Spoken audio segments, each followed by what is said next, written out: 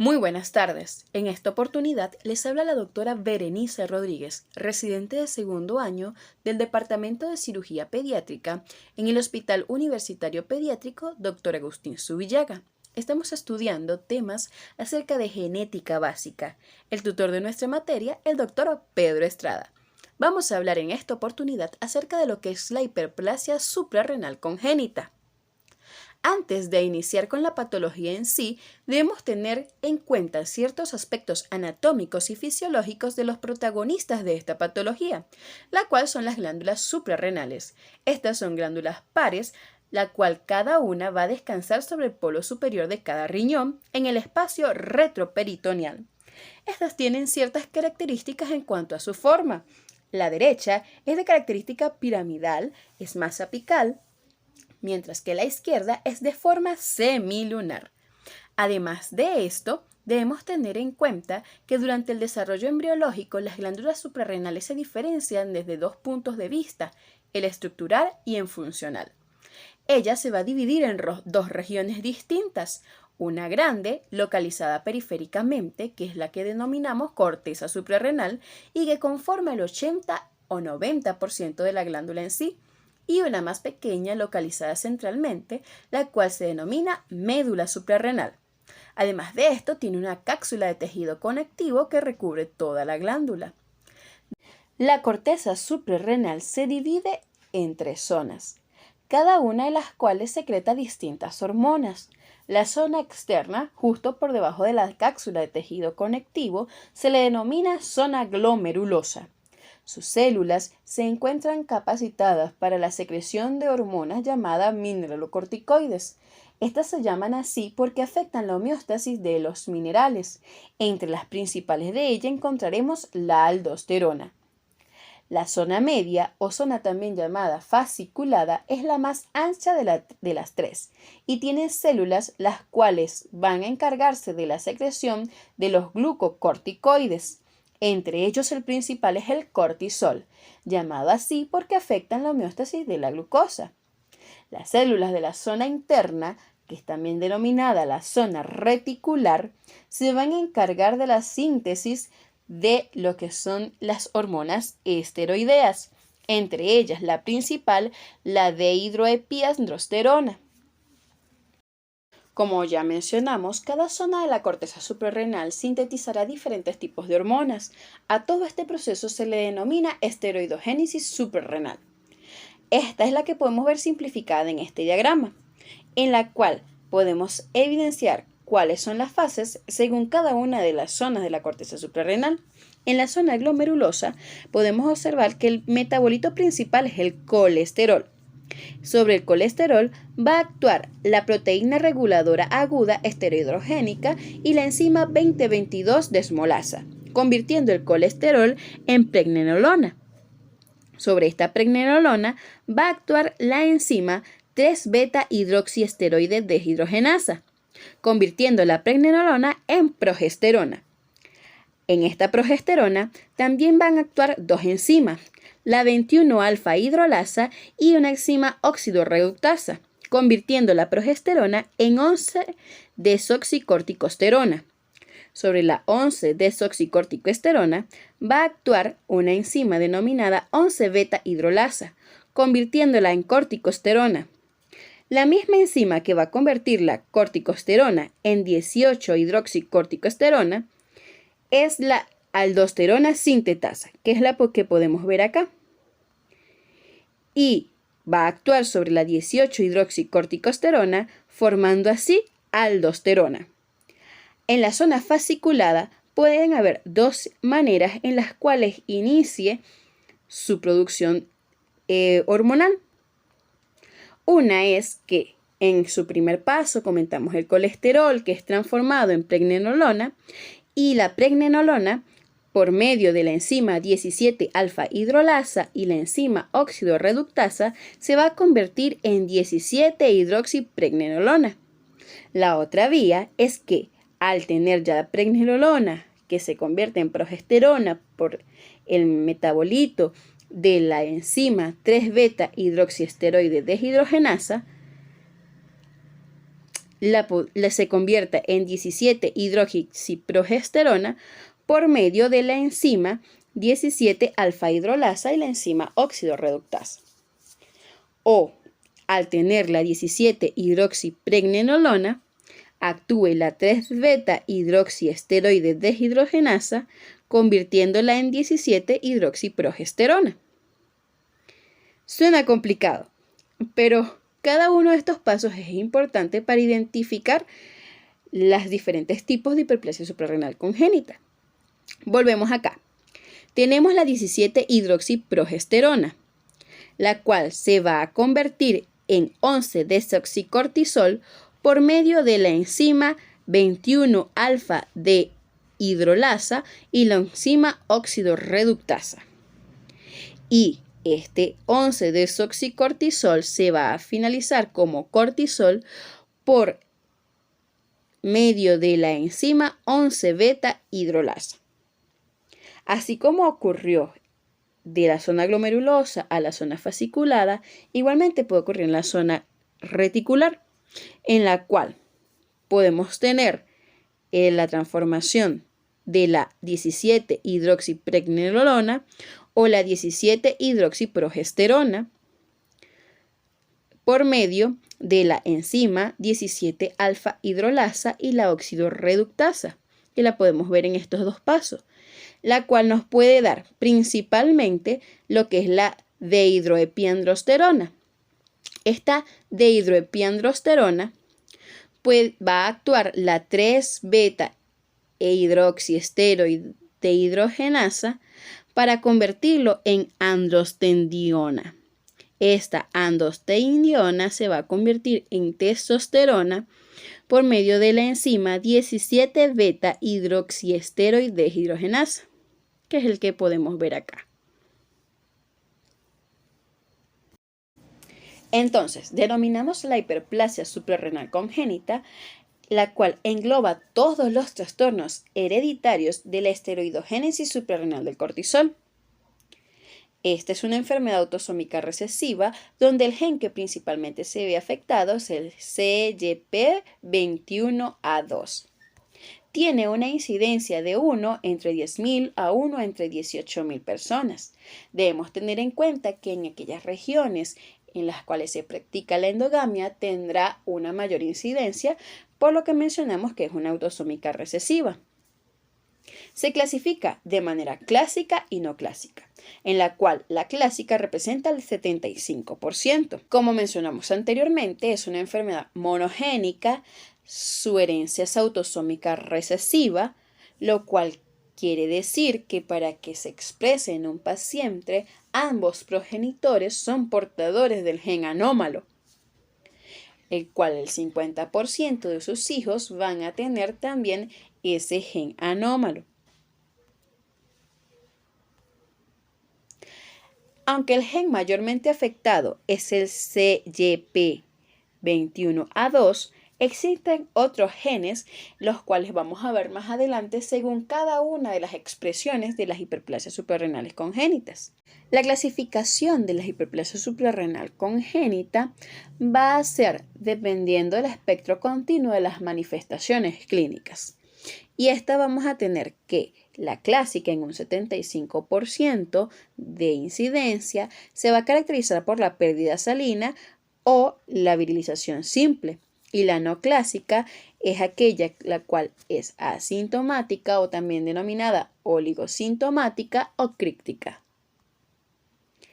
También, dependiendo de la manifestación clínica, se clasifican como la clásica aquella expresión de síntomas graves y la no clásica la expresión de síntomas moderados. Existen un total de 6 formas clínicas de hiperplasia suprarrenal congénita.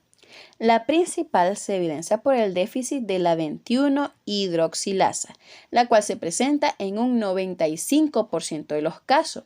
Este presenta características fundamentales. Su incidencia es de 1 en 15.000. El gen mayormente afectado en estos casos se denomina CYP21A2 y se localiza en el brazo corto del cromosoma 621.3. Se va a clasificar, según su expresión clínica, en una variedad virilizante simple y una variedad perdedora de sal. La variedad perdedora de sal es aquella de mayor morbimortalidad. Si recordamos el diagrama anterior, podemos observar el punto en el cual actúa la enzima 21-hidroxilasa, por lo cual la fisiopatología de la hiperplasia suprarrenal congénita se da por un mecanismo de retroalimentación negativa y un aumento de la producción de la hormona ACTH. Como no existe ese bloqueo de la hormona ACTH porque no hay cortisol y la hipófisis continúa enviando ACTH a la corteza suprarrenal, entonces hay una hiperestimulación adrenal y motiva a una elevación de los esteroides que están previo a este bloqueo enzimático. Si lo decimos en palabras sencillas, la hipófisis envía ACTH a la glándula suprarrenal. La glándula suprarrenal no cuenta con la hormona 21-hidroxilasa, por lo cual aumenta la 17-hidroxiprogesterona. Como no existe el cortisol, no hay ese bloqueo de la hipófisis, sino que continúa enviándose a ACTH y va a generar esa hiperestimulación, lo cual va a generar mayor cantidad de andrógenos, que es lo que generan la virilización. En cuanto a los mineralocorticoides, como no tenemos la aldosterona, esa regulación del sodio se va afectada y es en donde vamos a tener la presentación clínica de la pérdida salina. En cuanto a las manifestaciones clínicas, en el déficit de la 21-alfa-hidroxilasa, vamos a tener hiperandrogenismo desde el intraútero. Esto va a condicionar a, en el caso de los varones, macrogenitosomía, en el caso de la mujer, una virilización variable de los genitales externos. Esta se clasifica en 5 estadios, que son los estadios de Prader, lo cual puede ir desde una hipertrofia del clítoris hasta una genitales externos totalmente virilizados. Además de esto, entre la segunda y tercera semana de vida existe otra presentación clínica, la cual va a caracterizarse por vómitos, pérdida de peso o nula ganancia ponderial del peso correspondiente para el recién nacido y una deshidratación hiponatrémica. Esta es la variedad perdedora de sal, la cual tiene una alta morbimortalidad si no se instaura un tratamiento adecuado de manera rápida, ya que esta deshidratación hiponatrémica evoluciona hacia un estado de shock acompañado de hipoglucemia, hiponatremia, como mencionamos anteriormente, hipercalemia y acidosis. Ya vimos lo que se representa en las formas clínicas clásicas. Ahora vamos a ver lo que es las formas clínicas no clásicas. Estas representan el 25%. Existen 6 variables y las manifestaciones clínicas son variadas. La primera es la del déficit 11-beta-hidroxilasa. Es la segunda más frecuente de todas las hiperplasias suprarrenales congénitas. El gen afectado es el gen CYP11B1 en el brazo largo del cromosoma 8. Habitualmente no presenta pérdida salina y tiene una tendencia a la hipertensión que cursa con frenación del eje renina-angiotensina. Si vemos el diagrama anterior, aquí podemos ver dónde actúa esta enzima. Además de esta, tenemos el déficit de la 3-beta hidroxiesteroide deshidrogenasa. Es una forma poco frecuente de la hiperplasia suprarrenal congénita y afecta la síntesis de todos los esteroides. El gen afectado es el 3-BHSD2 en su brazo corto del cromosoma 1. La insuficiencia suprarrenal y la pérdida salina con elevación de los niveles de renina es la caracterización de esta forma clínica. La 3-beta hidroxiesteroide deshidrogenasa va a generar en los niños con sexo genético masculino micropene e hipospadias y en las niñas con sexo femenino moderada virilización, la cual va a venir ya desde el momento intrauterino. Como vemos, es una enzima que actúa en las 3 fases de producción de las diferentes hormonas. Otra de las formas clínicas es el déficit de 17-alfa hidroxilasa. Este se va a caracterizar por una forma muy poco frecuente. El gen afectado es el CYP17A1 en el brazo largo del cromosoma 10. Se expresa tanto en la glándula suprarrenal como en la gónada. Cursa con infantilismo sexual y ausencia del desarrollo puberal. Y tanto los pacientes con cariotipo 46XX y 46XY se presentan con un fenotipo femenino. Aquí podemos ver dónde actúa esta hormona. Otra de las formas clínicas es la hiperplasia suprarrenal congénita lipoidea. Esta es la forma más rara y grave de todas ellas. El gen afectado es TAR en su brazo corto del cromosoma 8. El defecto es de la enzima, de la proteína, reguladora aguda esteroidogénica. Y el déficit grave de todos los esteroides suprarrenales y gonadales es lo que lo va a caracterizar. Los genitales externos femeninos van a ser independientemente del cariotipo. Y existe un cuadro grave y agudo de pérdida salina e insuficiencia suprarrenal. Aquí podemos ver dónde actúa el principal de todas las fases de producción de las hormonas.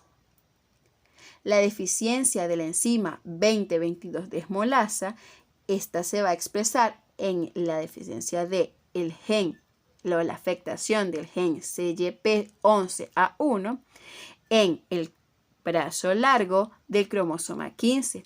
Esta forma es clínica y bioquímicamente idéntica a la forma lipoidea y se ha comunicado muy pocos casos de la literatura médica. Aquí podemos ver en dónde actúa también al inicio de la formación de todas las hormonas que se generan en la corteza suprarrenal.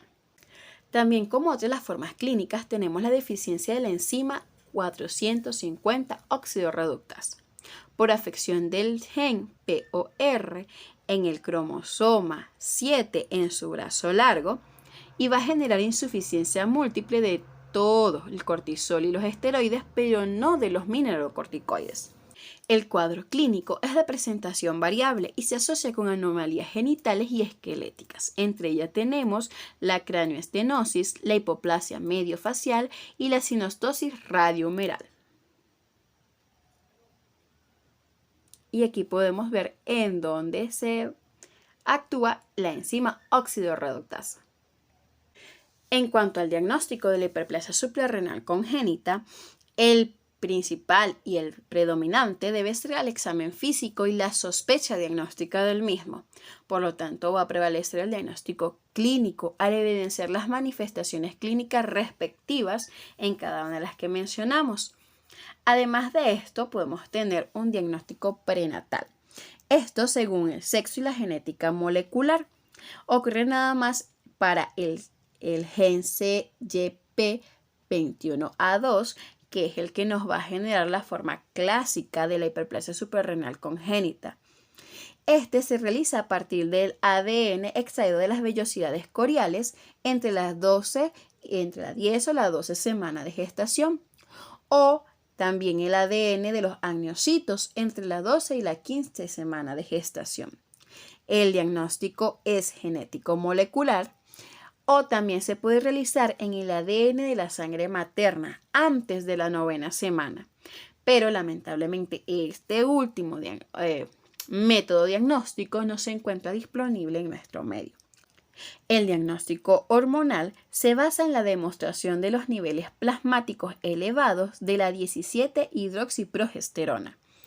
Esta se va a encontrar elevada ya que porque no tenemos los enzimas que la van a degradar o la van a convertir en progesterona o en los metabolitos subsiguientes, entonces esta se va a mantener elevada a nivel plasmático. El otro diagnóstico es el genético, mediante el análisis molecular genético. Es muy importante que todo paciente en el cual se diagnostica de manera hormonal o clínico la hiperplasia suprarrenal congénita también tenga un diagnóstico genético. Como vimos anteriormente, podemos tener muchas manifestaciones genéticas o afectaciones genéticas que nos van a dar las manifestaciones clínicas. Es necesario el estudio genético. La asesoría genética es necesaria ya que todas las formas clínicas están asociadas a una anomalía genética, por lo que todos los pacientes deben tener este diagnóstico, además del diagnóstico clínico y hormonal. Se debe hacer un estudio familiar que permita realizar el diagnóstico de los portadores o de formas no clásicas o aquellos que se encuentran oligoasintomáticos. Los enfermos son frecuentemente heterocigotos compuestos o dobles heterocigotos y tienen diferentes mutaciones genéticas en cada alelo, una de la padre, otra de la madre.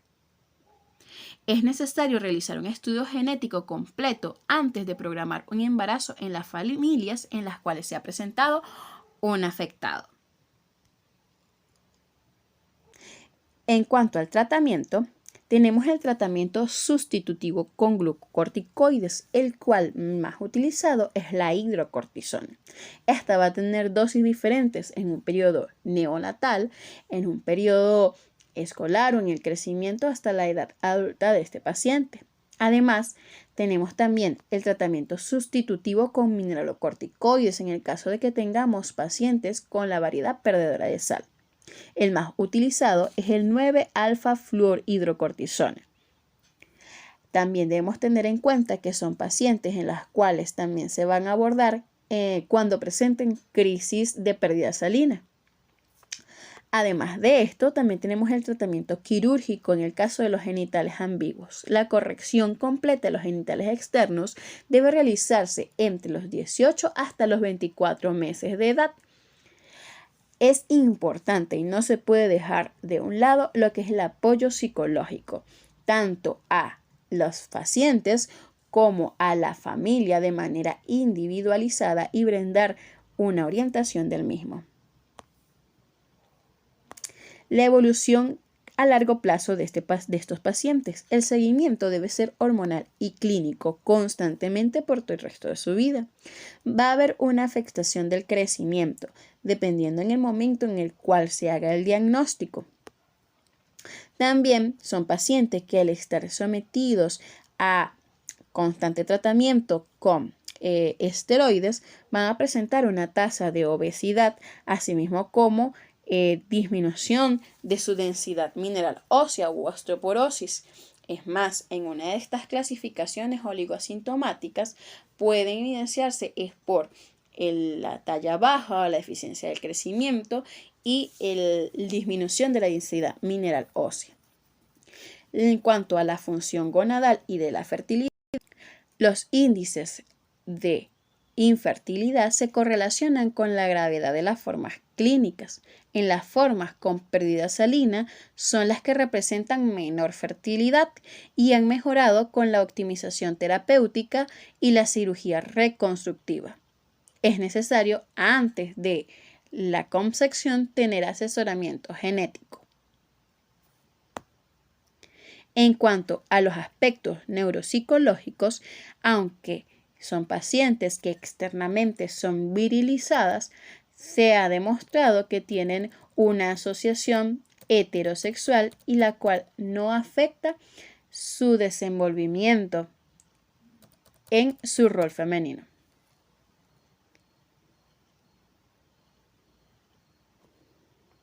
Muchas gracias por compartir con nosotros acerca de la hiperplasia suprarrenal congénita.